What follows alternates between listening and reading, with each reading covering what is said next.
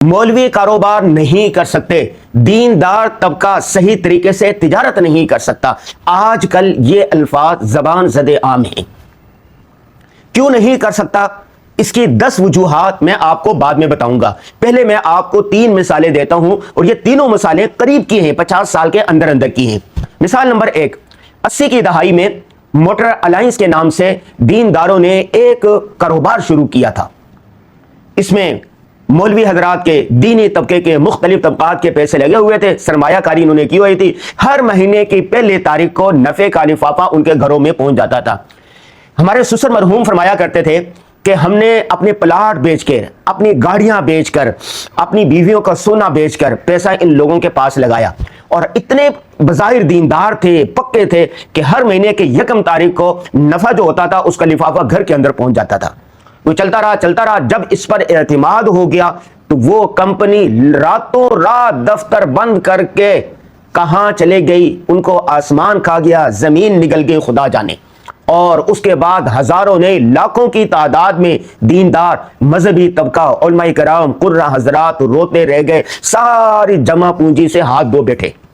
उसमें मेरे ससुर मरहूम भी थे और बहुत फिर पछताया करते थे, काश मैं प्लाट रखता तो आज वो कितने के होते। मिसाल नंबर 2, उसके ठीक 20 साल के बाद मुजारबा स्कैंडल हुआ। मुजारबा करने वाले सारे उलमाए किराम मुफ्तियाने इज़ाम थे, उलमाए किराम के फतवे थे, तलबा उसमें काम कर रहे थे। ये हमने अपनी आंखों से देखा, ज्यादा पुरानी बात नहीं है, ये सिर्फ 25 साल 22 साल पहले की बात है।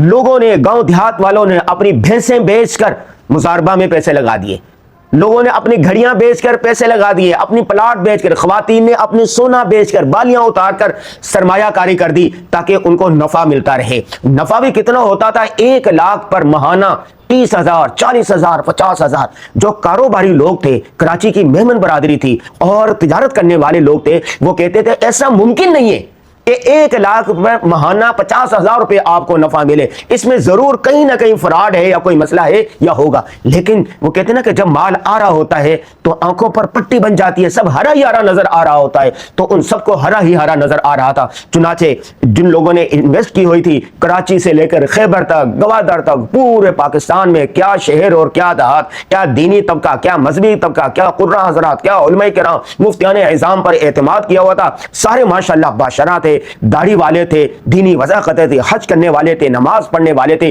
कोई सोच भी नहीं सकता था कि ये मुजारबा स्कैंडल बन जाएगा, ये फ्रॉड निकलेगा, ये धोखा होगा। लेकिन आपने देखा कि 8-10 साल के बाद ये सारा फ्रॉड निकला, लोगों के लाखों नहीं, करोड़ों नहीं, अरबों रुपए डूब गए।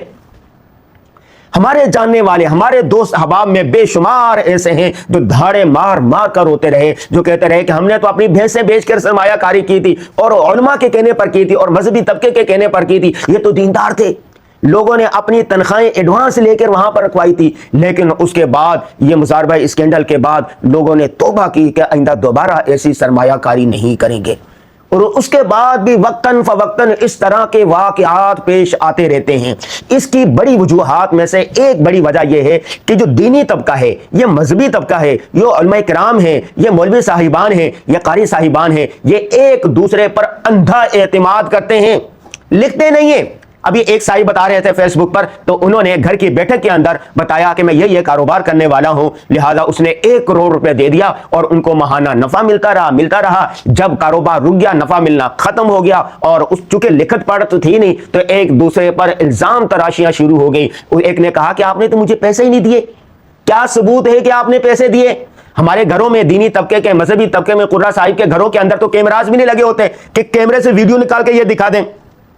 अंधा एतमाद जब एक दूसरे पर होता है और जब नफा मिलता रहता है, बेतहाशा सरमाया मिलता रहता है, तो सब हरा ही हरा नजर आता है। लेकिन उसके बाद जैसे मार्केट बैठती है या इन्वेस्टर अपना रंग दिखाना शुरू करते हैं, या कारोबारी हजरात या धोखा करने वाले अपना रंग दिखाना शुरू करते हैं और उसके बाद चीखना चिल्लाना शुरू होते हैं, फिर एक दूसरे को कहा जाता है कि भाई आप अल्लाह के लिए माफ करें, अल्लाह आपको आखिरत में देगा। एक दूसरे पर ये इस तरह करके मामला ठंडे करने की कोशिश किए जाते हैं और फिर एक बाज लोग अल्लाह के लिए एक दूसरे को माफ भी कर देते हैं। इस हदीस को मज़े नजर रखते हुए कि जो शख्स हक पर होते हुए अपना हक अल्लाह के लिए माफ कर दे ताकि लड़ाई झगड़ा खत्म हो, तो अल्लाह के नबी सल्लल्लाहु अलैहि वसल्लम ने उसको जन्नत के बीचों बीच महल की जमानत दी है। लेकिन बाज लोग कहते हैं कि भाई हमारा हक है, हम जीते जी किसको अपना हक क्यों दबाने दें? तो शोर होता है, गोगा होता है, लड़ाई होते हैं, झगड़े होते हैं, अदालत होती है, कचहरी होती है, पुलिस में जाते हैं, मुकदमात होती है, सोशल मीडिया पर एक दूसरे पर इल्जामात लगाए जाते हैं। तो खुदा के लिए दीनी तबका, मजहबी तबका, मौलवी साहिबान, कुर्रा हजरात, किसी पर भी अंधा एतमाद हरगिज हरगिज ना करें। लिखें, मुआहिदा करें। अदालत में जब फैसला सुनाता है या एफआईआर करती है तो जो आप लिख कर देते हैं वही अदालत में पेश होता है, वही उसको पढ़कर काजी फैसला सुनाता है, जज फैसला सुनाता है कि लिखा हुआ है क्या है। बातों पर एतमाद नहीं किया जाता। तो जब भी आप किसी से मामलात करें तो खुदा के लिए कुरान पाक की भी आयत है, कुरान का हुक्म है फल यक्तुबू, जब तुम मामलात करो तो उसको लिख लिया करो। कर्ज लेना है, देना है, लिख लिया करो। अल्लाह का लाख लाख शुक्र है कि हमने आज तक अपनी जिंदगी में किसी के साथ कोई मामला किया है तो जबानी कलामी एतबार नहीं किया, बल्कि उसको लिखा है। मेरे पास 3-3 डायरियां होती हैं, एक गाड़ी के अंदर, एक दफ्तर के अंदर और एक घर के अंदर। छोटा मोटा किसी ने अगर 500 रुपए भी उधार लिए तो डायरी में लिख लिए जाते हैं, उससे दस्तखत ले लिए जाते हैं कि आपने 500 रुपए उधार लिए। आज हालत यह है कि आप किसी को कर्ज दे दें कि वो ये कहता है कि मैं कल को आपको दे दूंगा, वो कल 6 साल बाद भी नहीं आती। आप उनको याद दहानी करवाते रहें लेकिन वो आपको पैसे नहीं, आपके पैसे जो आपसे कर्ज लिए वो भी वापस नहीं किए जाते। ये हालत है। लोगों को हलाल की, हराम की, जायज की, नाजायज की कोई तमीज नहीं है। बस पैसा आना चाहिए, किसी भी एतबार से आना चाहिए। दूसरी बड़ी जो वजह है वो ये है कि इस पाकिस्तान में, हमारे माशरे में जहां पर गुर्बत है, महंगाई है, धोखा है, फ्रॉड है, इश्तिराक नहीं चलता, मुश्तरका मामलात नहीं चलते। तो इसलिए जब दो लोग आपस में मामलात करने लगते हैं, शुरू में तो शीरो शक्कर होते हैं, दोस्त होते हैं, गहरे दोस्त होते हैं। जब मामलात करने लगते हैं, कारोबार चल जाता है तो एक दूसरे के जहन में यह आ जाता है कि यार मैं तो इतनी मेहनत कर रहा हूं, वो दूसरा तो कर नहीं रहा, लिहाजा मुझे नफा ज्यादा मिलना चाहिए। वो कहता है कि नहीं, मेरी सरमायाकारी की, आप मेहनत कर रहे हैं तो लिहाजा नफा बराबर बराबर होना चाहिए। तो हमारे यहाँ पाकिस्तान में, तरक्की पजीर ममालिक में, पसमानदा ममालिक में और जाहिल कौमों में और ऐसे लोगों में जहां पर फ्रॉड, झूठ उरूज पर हो, वहां पर इश्तिराक नहीं चलता, मुश्तरका कारोबार नहीं चलता। मल्टीनेशनल कंपनियां हैं। बाहर ममालिक में मैं जाता हूं, कई ममालिक में, 40 ममालिक में जा चुका हूं। वहां पर मैं कंपनीज को देखता हूं, सेक्टरों को देखता हूं, इदारों को देखता हूं। वो साल से 200 साल से 400 से चल रहे हैं। वजह उसकी क्या है कि उन्होंने एक सिस्टम बनाया हुआ है। अफराद के आने जाने से कोई फर्क नहीं पड़ता। एक कंपनी है, उसमें 1000 अफराद काम कर रहे हैं, लेकिन 500 अफराद यकदम इस्तीफा दे दें, कंपनी पर टका बराबर फर्क नहीं करता। क्यों? इसलिए कि वो 500 नए मुलाजिम आएंगे, उनको सिखाएंगे, सिस्टम के अंदर आएंगे, बिल्कुल उसी तरह कारोबार चलता रहेगा। अफराद के आने जाने से कोई फर्क नहीं पड़ता। सिस्टम ऐसा बना रखा है और सिस्टम को जदीद तरीन टेक्नोलॉजी के साथ जोड़ रखा है, लिहाजा फ्रॉड की गुंजाइश नहीं है वहां पर। हमारे यहां न लिखा जाता है, न सिस्टम है, न कैमराज है, न जदीद टेक्नोलॉजी की मदद है, न कंपनी रजिस्टर है, न शेयर्स का हिसाब है। अन्य वाह बस एक दूसरे पर एतमाद करके कारोबार चलता है। एक जनरेशन के अंदर चलता रहता है। मिसाल के तौर पर 2 भाइयों ने कारोबार किया, शोरूम का कारोबार किया, चल पड़ा। बाद में जब उनकी औलादें आती हैं, वो कहते हैं कि मेरा बाप इतनी मेहनत करता है, मेरे बाप की वजह से ये सारी कारोबार होता है। जो दूसरा चाचू है उसको तो कुछ पता ही नहीं है किसी चीजों का, वो घर से बैठा रहता है। लिहाजा मैं भी हूं, मेरे अब्बू भी हैं और मेरे भाई भी हैं, हमें नफा ज्यादा मिलना चाहिए, उनको नफा कम मिलना चाहिए। यहां से लड़ाई झगड़ा शुरू होता है, उसकी औलाद भी खड़ी हो जाती, दोनों की औलादें लड़ती हैं, नतीजे के तौर पर 2 दुकानें बन जाती हैं। मैंने अपनी जिंदगी में जो सबसे ज्यादा लड़ाई झगड़े देखे हैं वो यही मुश्तरका कारोबार में देखे हैं। खुदा के लिए मुश्तरका कारोबार हरगिज़ न करें। अल्लाह का बड़ा करम है कि हमारी उम्र 50 साल के करीब होने वाली है। हमने आज तक जितने कारोबार किए तनहा किए हैं, किसी के साथ मिलकर ना कभी कोई प्लाट लिया है, ना कोई दुकान ली है, ना हमारी जमीन है, किसी भी चीज में आज तक इश्तिराक नहीं किया। हत्ता कि हमारे जो सगे भाई हैं उनकी जमीनें भी अलग हैं, हमारी जमीनें अलग है। हमारी जमीनें हमारे नाम पर है, हमारे भाइयों की जमीनें हमारे भाइयों के नाम पर है। इश्तिराक यहां पर नहीं चलता।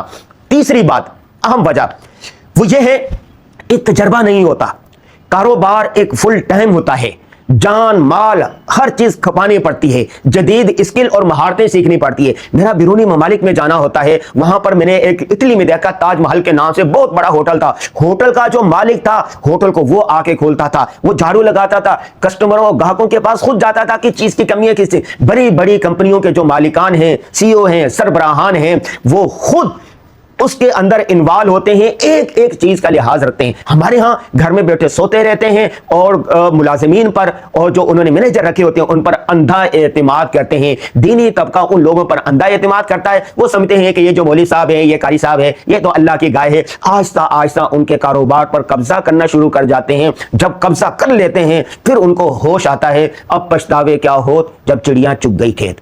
تو خدا کے لیے جو مولوی صاحبان، جو قاری صاحبان، جو دینی طبقہ، جو مذہبی طبقہ کاروبار کرنا چاہتا ہے، پہلے اس کو سیکھیں، وہ اسکل سیکھیں، مہارتیں حاصل کریں، معاملات کو لکھیں، ساری چیزیں طے ہونی چاہیے، اس کے بعد کاروبار کریں۔ میں نے استاد محترم شیخ الاسلام مفتی محمد تقی عثمانی صاحب، اسی طرح مفتی اعظم پاکستان مفتی محمد رفیع عثمانی صاحب اور ان کے بیٹے مفتی زبیر اشرف عثمانی صاحب سے پوچھا کہ آپ کے دو ادارے ہیں، ادارہ دارالمعارف اور ایک اور ہے، تو یہ کیسے چل رہی ہے؟ کاروبار تو آپ کے والد کا تھا اور بلکہ ان کے دادا کا تھا، پھر والد کا ہو گیا، اب ان کا ہے، تو یہ کیسے آپ کے کاروبار چل رہے؟ انہوں نے کہا کہ سب سے پہلے ہم لوگوں نے یہ کیا ہے کہ ہر چیز لکھی ہوئی ہوتی ہے، ہر ایک کے شیئر لکھے ہوتے ہیں، حصہ لکھا ہوتا ہے، اور سب سے پہلے یہ ہے کہ اگر معاملے کو ختم کریں گے تو اس کا طریقہ کار کیا ہوگا، اور ساری چیزیں بالکل صاف ہیں، واضح ہیں، کلیئر ہیں، کس کا کتنا نفع ہوگا، کس کا کیا عہدہ ہو گیا، کیا حیثیت، اور ساری چیزیں ریٹن میں موجود ہیں، اور ہر معاملے پر مشاورت ہوتی ہے۔ جب دو آدمی مشاورت کر کے کاروبار شروع کرتے ہیں اور دیانتداری کے ساتھ شروع کرتے ہیں